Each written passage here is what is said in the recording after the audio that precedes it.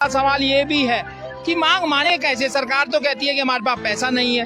Madam, सरकार कह रही है कि पैसा नहीं है, कहाँ से देंगे आपको इतना रुपया? ऐसा नहीं है तो 2024 में चुनाव कैसे लड़ेंगे? भीख मांग के चुनाव लड़ेंगे? हम फ्री चुनाव दे देंगे।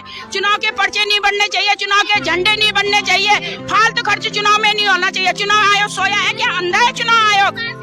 हाँ, इतने पैसे यानी आप ये कहना चाह रहे हैं जो हमारे विधायकों को, मंत्रियों को इतना मोटा मोटा मानदेय मिल रहा है, जो समाज सेवा के लिए आए थे, उनमें से कुछ काट के आपको मिल जाए अगर तनख्वाह नहीं है इनके पास देने के लिए? नहीं, सबसे पहले काट के नहीं चाहिए। हमें किसी का हक नहीं चाहिए सर। हमें सम्मान की रोटी चाहिए, इज्जत की रोटी चाहिए। हमें सम्मानित, जितना भी दे सम्मानित दे।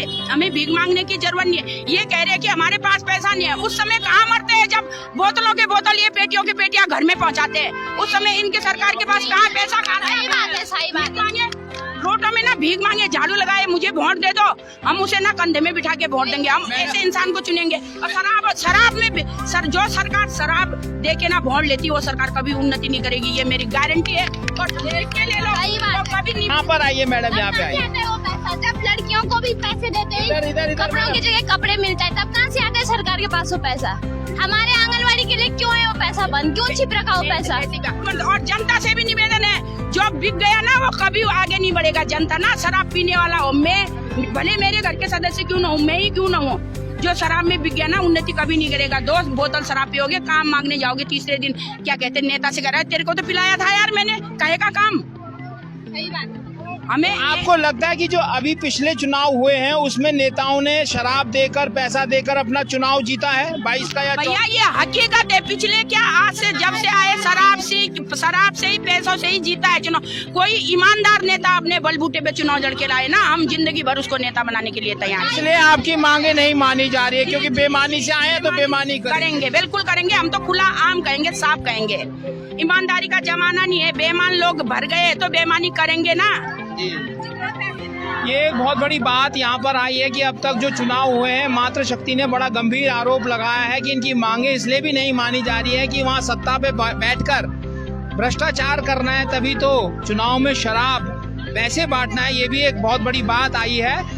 इसलिए सरकार से कहा गया कि जो संसाधन आप ये शराब बांटने के लिए, पैसा बांटने के लिए चुनाव में खर्च करते हैं, उन संसाधनों पे रोक लगाकर इनकी ईमानदारी वाली जो वेतन है, जो जायज हक है इनका, वो इनको दिया जाए। नमस्कार साथियों, आपका स्वागत है हाथी बड़कला में, जहाँ पर आंगनबाड़ी कार्यकर्ताओं की आप भीड़ देख रहे होंगे। भीड़ सिर्फ इसलिए है कि हमें थोड़ा वेतन इज्जत के अनुसार मिल जाए। जैसे एक मजदूर को मिलता है 600 रुपये पर डे के हिसाब से, ठीक उसी प्रकार मिल जाए, 18,000 रुपये महीना मिल जाए। हम इस महंगाई के दौर में अपने बच्चों को ढंग से पढ़ा लें और ढंग से उनका जीवन यापन कर लें। सिर्फ इस छोटी मांग को लेकर धारचूला, पिथौरागढ़, वहाँ के भी दूरस्थ इलाके से 2 दिन से लगातार चलते चलते पहुँच चुकी हैं 9,300 रुपये में वेतन मिलने वाली कार्यकर्ती। अब कह रही हैं कि अगर डेंगू जैसा प्रकोप इन पर आ गया तो कहाँ जाएंगी? 18,000, 1,50,000 प्राइवेट हॉस्पिटलों में तो लगने स्वाभाविक है। इन छोटी छोटी बातों को भी हमें मद्देनजर रखना है। हमारे साथ है धारचूला के, किस गांव की है मैडम आप बताइए? मैं रुक्मणी धामी, ग्राम सभा जुम्मा हूँ। मेरे पितृक गांव ग्राम सभा जुम्मा, और रहने वाले आज की डेट में हम सितारगंज से, हम वहाँ से आए हुए हैं क्योंकि हम सरकार से सबसे छोटी मांग चाह रहे हैं। एक मजदूर को जब 600 रुपये दिया जाता है तो तुम इतना विभागों का काम कराते हो तो मजदूरी बराबर होनी चाहिए नहीं? ये बताओ, मजदूरी बराबर होनी चाहिए नहीं? कोई बड़ी मांग नहीं है। हमें स्थायी कर दो और हमें क्या कहते हैं मानदेय बड़ा, हमें क्या कहते हैं सरकारी कर्मचारी घोषित भी नहीं करना चाहते तो मानदेय बढ़ा के दो। आप कह रही थी कि आप जब गांव से चली तो एक दिन आपको पिथौरागढ़ रुकना पड़ा, फिर देहरादून आई, चप्पल भी आपको बदलनी पड़ी? बिल्कुल बदलनी पड़ी। रास्ते ऐसे पहाड़ों के, सब जानती, बहनों से पूछो, ये सब पहाड़ से आई हुई हैं। इतने ऊंचे और पथरीले रास्ते होते थे, यहाँ आने पे होता ही है, क्यों नहीं होगा? कभी अब तो कभी डाउन आपने पहाड़ देखा ही है। उस क्षेत्र से हमारी बहनें आई है, जो कि एक नाइट होल्ड पिथौरागढ़, दूसरा नाइट होल्ड रुद्रपुर, तीसरे नाइट होल्ड में ये रुद्र यहाँ पहुंची है। देहरादून तो कितना परिश्रम करके आई, सरकार को नजर नहीं आ रहा है कि भाई जी आप ये पुष्कर सिंह धामी भी वहीं से आए हैं, रेखा आर्य भी तो वहीं से आई हैं। सर आई है, चुना हम ही लोगों ने ना, तभी तो भुगत रहे हैं आज। उनको अपनी मतलब उनको अपना बचपन या अपना पहाड़ या अपनी पहाड़ की जो अव्यवस्था है नजर नहीं आ रही है क्या? अव्यवस्था कितनी है पहाड़ों में। आदमी आज की डेट में पहाड़ जाके आए तो वो ये सोचेगा कि शायद मैं जिंदा मुश्किल से जाऊंगा, ऐसे रास्ते बने हैं। कहाँ है सरकार की व्यवस्था, कहाँ है सरकार का न्याय, कहाँ है। और कहती है बेटी पढ़ाओ बेटी बचाओ। तो बेटियों का ऐसा शोषण, ये कौन है? ये बेटियां नहीं तो क्या है? ये क्या है? ये बहनें क्या है? किसी की तो बेटियां है, किसी की तो बीबियां हैं। अब शोषण ये खुद सरकार कर रही है, फिर गरीब बेटी बढ़ाओ बेटी बचाओ। हम बेटियों के लिए ये सुविधा कर रहे हैं, वो सुविधा कर रहे हैं। अगर सुविधा कर रहे हैं तो सामने आए ना, इनका कोई बंदा सामने आए ना, इनका कोई राजनेता सामने आए ना, हम कहेंगे वाकई हमारे लिए हमारी सरकार ने इतनी अच्छी सुविधा दे रखी है। क्यों? यहाँ देखिए भाई जी, यहाँ देखिए भीड़ देखिए महिलाओं की, ये रोटों में बिठा रखा है, इनके पास कोई व्यवस्था नहीं। चलो आए तो हम एक सम्मान चाहिए, इंसान को सम्मान चाहिए, सिर्फ सम्मान का भूखा है। आदमी मजदूरी करेगा, मेहनत करेगा, अपना पेट तो भर ही लेगा, सिर्फ सम्मान का भूखा, एक सम्मान चाहिए। आप अभी इनके नेता कोई क्यों नहीं आए, हमारे बीच क्यों नहीं आए, हमसे क्यों नहीं कहा कि बहन आप लोगों को क्या परेशानी है, किस कारण आए हो, हम आपकी परेशानी का समर्थन करेंगे, हम आपकी परेशानी का निवारण करेंगे। आज कहाँ है भैया ये नेता?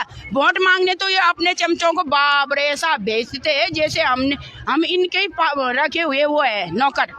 हम ये करेंगे सो करेंगे, आज करके दिखाए ना भाई जी, हमें भी तो अच्छा लगेगा। आज हमारी सरकार हमारी सुन रही है नहीं सुन रही, ये बताइए। तो आपको सुबह से पानी भी पूछा सरकार ने? पानी एक छोटी मूलभूत जरूरत है। पानी नहीं, और पानी का वाटर बोतल भी नहीं मिल रहा है। बोलते बोलते गला थक गया, घर जाके हो न सके। इनके 9,000 के बदले 18,000 की दवाई लगे हमारी, ये कोई गारंटी नहीं है। हाँ बहनों, ये कोई गारंटी नहीं है।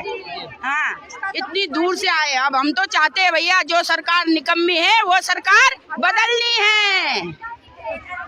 धामी जी और रेखा आर्य जी, ये कहना है मातृशक्तियों का, जो बहुत दूरस्थ क्षेत्र से 2 दिन लगातार सफ़र करते करते यहाँ पहुँची है। गारंटी नहीं है, वैसे भी देहरादून डेंगू का शहर बन चुका है, काफ़ी मात्रा में यहाँ डेंगू के मरीज मिल गए। गलती से वो बीमारी इन माताओं का ना हो जाए, भगवान न करे।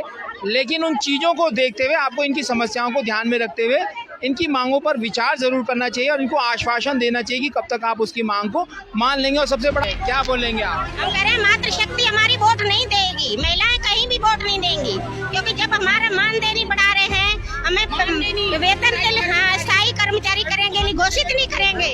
हाँ तब तक हम ये नहीं। मैं धारीवाल से भाद्रवाद 2 से आंगनवाड़ी हूँ। हमें कुछ भी नहीं चाहिए, हमें सरकारी कर्मचारी नियुक्त करो। ना हमें वेतन चाहिए, ना हमें कपड़े चाहिए, ना खाना चाहिए, हमें सरकारी कर्मचारी का दर्जा दो।